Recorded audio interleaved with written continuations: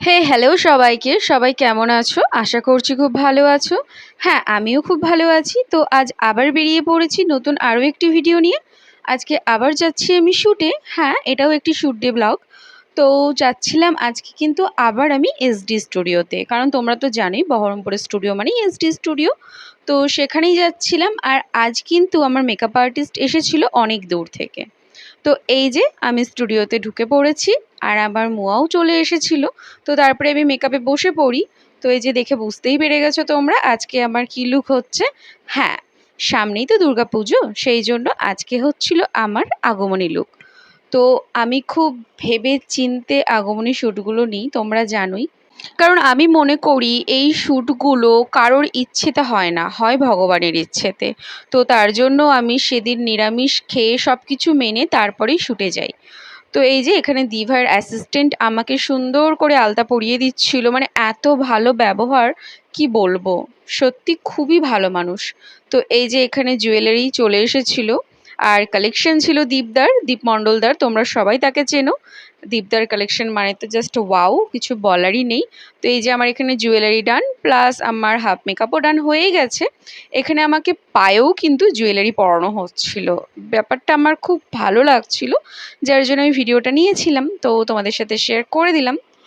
আর এই যে এটা হচ্ছে আজকের ডেকোরেশন, মানে এখানে ডেকোরেশন এখনও করা হয়নি, করা হবে শ্যুটের আগেই, মানে যেটুকু করা আছে সেটুকুর ভিডিওই তোমাদেরকে আমি শেয়ার করে দিলাম। তো এখানে আমার মেকআপ প্রায় ডান হয়ে গেছিলো, জাস্ট কিছু জিনিস বাকি ছিল।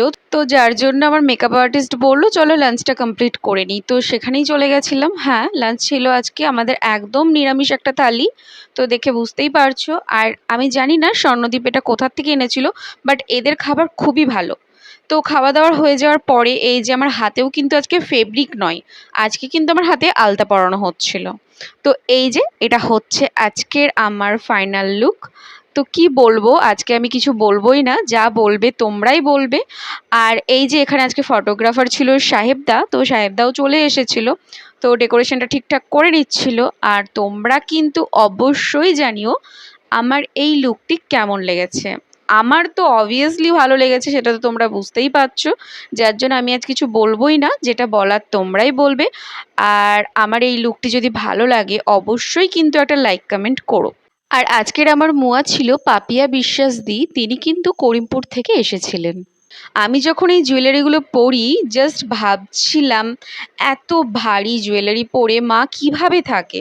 তার উপরে মা এই জুয়েলারিগুলো পরেই কিন্তু মহিষাসুরকে বধ করতে গেছিল। আমি জাস্ট ভাবছি মানে কতটা কঠোর পরিশ্রম করে সেটা সম্ভব। মানে আমি কিছুক্ষণ পরেই জাস্ট ভাবছিলাম কিভাবে সম্ভব, কিভাবে কেউ এত জুয়েলারি পরে থাকতে পারে, মানে যা ওয়েট ছিল জুয়েলারিগুলোর। তো সেখানেই আমি বুঝতে পারলাম এগুলো আমাদের কম্য নয়, এগুলো শুধুমাত্র তাকেই মানায় যে হচ্ছে আমাদের মা দুর্গা মা। তো যাই হোক, মাকে স্মরণ করে আমি বারবার মাকে মনে করি আর আমার ভিডিও ফটোগুলো কমপ্লিট করি। হ্যাঁ, আমি বারবারই শ্যুট করার সময় বলছিলাম যে তোমার ইচ্ছে ছাড়া কোনো কিছুই হয় না। তো লুকটা তুমি অবশ্যই ভালো বার করেছো, আমার শ্যুটটাও তুমি ভালো বার করবে।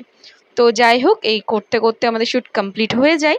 তো শ্যুট করে সবাই চলে যায়, তারপরে দেখো স্টুডিওর অবস্থা, মানে প্রত্যেকটা শ্যুটের পরেই কিন্তু স্টুডিওটা এরকম অবস্থায় হয়। তো যাই হোক, কাকিমা সব কিছু পরিষ্কার পরিচ্ছন্ন করে আবার রেখে দেয় পরের দিনের শ্যুটের জন্য। সত্যি খুব পরিশ্রম হয়, এটা আমি বুঝতে পারি। তো এই ছিল আজকের আমার লুক। চলো আর ভিডিওটা বেশি বড় করব না, তো দেখা হবে আবার অন্য কোনো ভিডিওতে। সবাই ভালো থেকো। তো বাই বাই সকলকে। আর এই লুকের ফটো অ্যান্ড ভিডিও খুব তাড়াতাড়ি আসতে চলেছে, তোমরা দেখতেই পাবে। তো চলো, টাটা।